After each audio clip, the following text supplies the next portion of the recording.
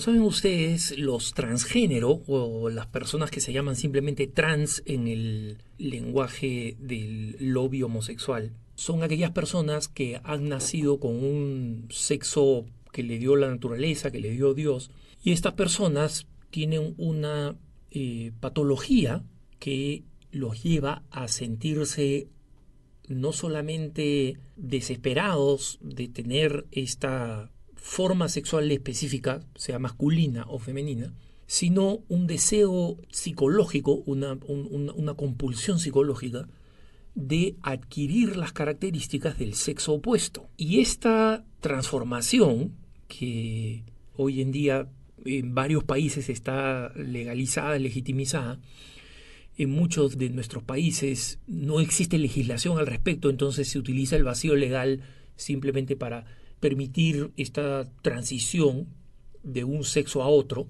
todo en características absolutamente aparentes, porque sabemos que el trato de hormonas, el implante de silicona para darle a un cuerpo femenino la forma masculina o al revés, no, el tratamiento hormonal para que si es una mujer comience a perder grasa de la forma femenina, adquirir una forma más masculina, le produzca cambio en la voz, en la pilosidad facial para que ésta sea masculina, o el inverso, ¿no?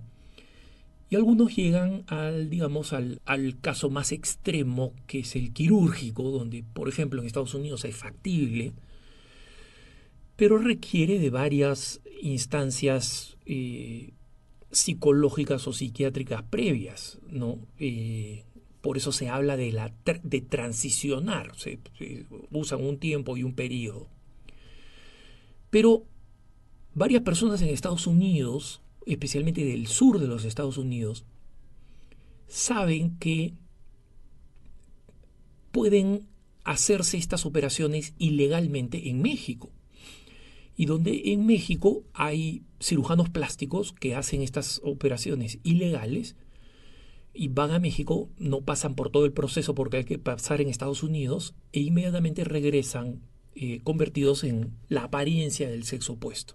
Esto es una patología, por más que la presión del lobby homosexual esté haciendo que las organizaciones psicológicas y psiquiátricas de Estados Unidos, que son, digamos, referentes mundiales, digan que la disforia, que es como se conoce esto que hace que una persona sea trans, no se considere una patología, o se considera que es una patología cuya curación es la transición a la apariencia del otro sexo.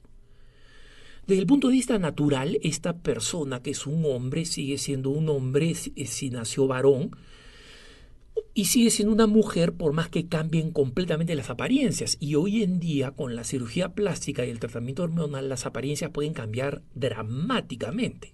O sea, realmente dramáticamente. Y verdaderamente parecer un hombre o una mujer, salvo casos excepcionales. Hay un polemista transexual en Estados Unidos que era agente paracaidista de las Fuerzas Armadas israelíes, de las fuerzas especiales. Entonces, obviamente esta persona enorme físicamente, con una mandíbula descomunal, con todas las características masculinas extremas, tendría que hacerse una operación, una intervención quirúrgica imposible para parecer mujer. O sea, obviamente el ancho de sus espaldas, los músculos pectorales y su tamaño son cosas que no puede cambiar.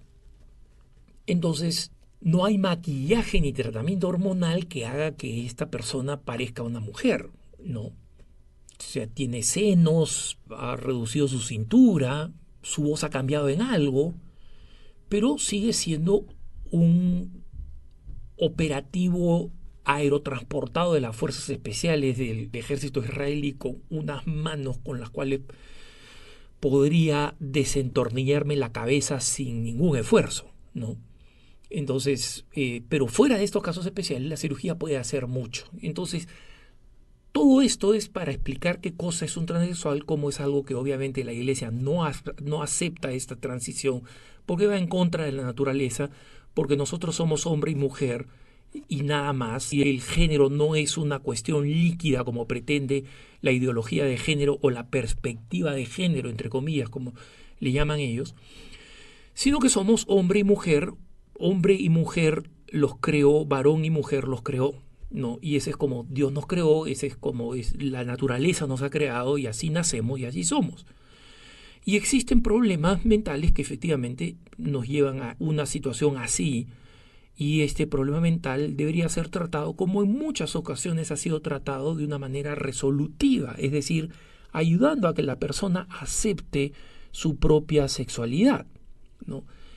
Y acá no estoy hablando de formas extrañas y grupos religiosos que tratan de hacer esta transformación sin ningún conocimiento psicológico, sino verdaderamente de la terapia que existía constantemente y que hoy en día cada vez es más difícil de encontrar porque la presión del lobby homosexual sobre los psicólogos y los psiquiatras es enorme. El control de los psicólogos y los psiquiatras del lobby gay, la intimidación es enorme.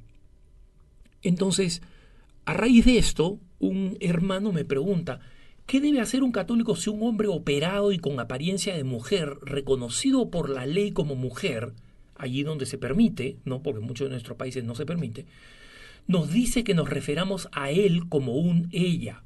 Es decir, si nos dice que alguien que era Jorge, ahora es Georgina y quiere que nosotros le llamemos Georgina.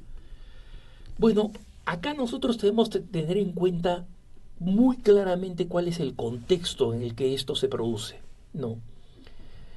Y para esto les cuento una historia que creo ya haber contado en alguna ocasión.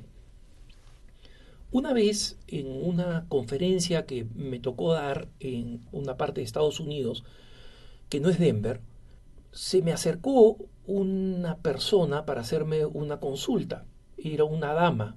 Y esta dama, lo primero que me dijo es que su forma física no era real, que era producto de cirugía y que el proceso de conversión de esta persona le había llegado, de conversión a su fe, le había llegado siendo ya una persona que había transicionado, como dicen ellos, de una forma original de varón a esta forma externa de mujer. Y todas las apariencias externas hacían realmente pensar que se trataba de una mujer. Y esta persona tenía dos contradicciones interiores muy importantes. Número uno, su conversión auténtica la había llevado a querer servir en la iglesia y como en la iglesia la habían conocido como una mujer por su apariencia, estaba sirviendo en algunas cosas como catequesis, etcétera, sin que nadie supiera que realmente era una persona transexual y por su apariencia externa no parecía una persona transexual. Y en segundo lugar, ¿cómo hacer para volver a su estado masculino sabiendo que la disforia, es decir, esta angustia, esta ansiedad de no ser el sexo opuesto, existe y es real? Y es dificilísimo que un psiquiatra o un psicólogo en Estados Unidos acepte a esta persona y le diga, te voy a tratar contra la ansiedad de la disforia médicamente y vamos a regresionar, vamos a transicionar nuevamente contigo hacia varón. Hay muchos transexuales que lo han hecho, que han vuelto a su sexo original, masculino o femenino, ¿no? Pero todos reconocen que es un proceso dificilísimo y durísimo. Entonces, si alguien me pregunta cómo voy a tratar yo a esa persona en las circunstancias en que se encuentra, yo no puedo comenzar a decirle él o a tratar de llamarle por cuál era tu nombre original masculino. Tengo que llamarla por el nombre que tiene ahora. porque está en una situación en la que no podría rebelarse y poder vivir normalmente. Es una persona que en su conciencia sabe lo que tiene que hacer y está buscando los caminos para hacerlo adecuadamente, teniendo en cuenta esta fragilidad psicológica que la puede llevar a situaciones extremas. Recordemos que entre las personas transexuales está de lejos el número más alto de personas que cometen suicidio. El lobby homosexual nos dice que eso es porque no son aceptadas. Pero muchos de los psicólogos y los psiquiatras que están dispuestos a hablar fuera de record, off the record de esto, te dicen que en realidad es esta disforia la razón por la cual hay esta insatisfacción interior. Es esta disforia del hecho de que incluso llegando a los más grandes extremos de transición al otro sexo, sigue existiendo tendencias a la depresión fuerte, a la automedicación, al consumo de drogas, al alcoholismo, a una serie de conductas que son autodestructivas, ¿no? Que no tienen que ver con la aceptación. Entonces, a esa persona yo la voy a tratar por el nombre que ha elegido, porque esa persona necesita transicionalmente un apoyo. Ahora, si yo tuviera que tener un debate público donde una persona transexual está representando al lobby homosexual para imponer una forma de pensar y de actuar en la sociedad contraria a los valores del orden natural y de los valores cristianos, digamos como este polemista ex militar israelí, yo lo llamaría por su nombre masculino, para dejar en claro que esa es una situación que es anómala, que la considero anómala y que tengo el derecho público de considerarla anómala. Por si acaso, el gran polemista judío Ben Shapiro tuvo un debate con esta persona. Y Ben Shapiro se refirió a él constantemente como Mister, como señor. Y este transexual le pareció que la forma más propia de una dama de reaccionar fue agarrar a Ben Shapiro del cuello con su mano gigantesca, con su mano de Hulk, ¿no? Agarró por el cuello y le dice, me vuelves a decir mister y te voy a romper el cuello, ¿no? Ben Shapiro le puso un juicio por ataque físico ante la policía de Los Ángeles, ¿no? Que es donde está el estudio de televisión donde se estaba realizando este debate. Pero ven ustedes la ironía, ¿no? De la reacción, entre comillas, femenina de este gorilón que se dice mujer. Es decir, yo correría el riesgo de que este transexual me ponga su mano de Hulk en el cuello y me despescuece ahí mismo, si simplemente decide apretar un poco más, ¿no? Pero lo que trato de decir es que el criterio no debe ser un criterio de sometimiento ideológico. Los católicos no tenemos por qué someternos ideológicamente. Es más, es el lobby con el cual más fuertemente tenemos que luchar, porque son peores que las feministas. Son sus aliados, pero no son iguales. No, son peores que las feministas.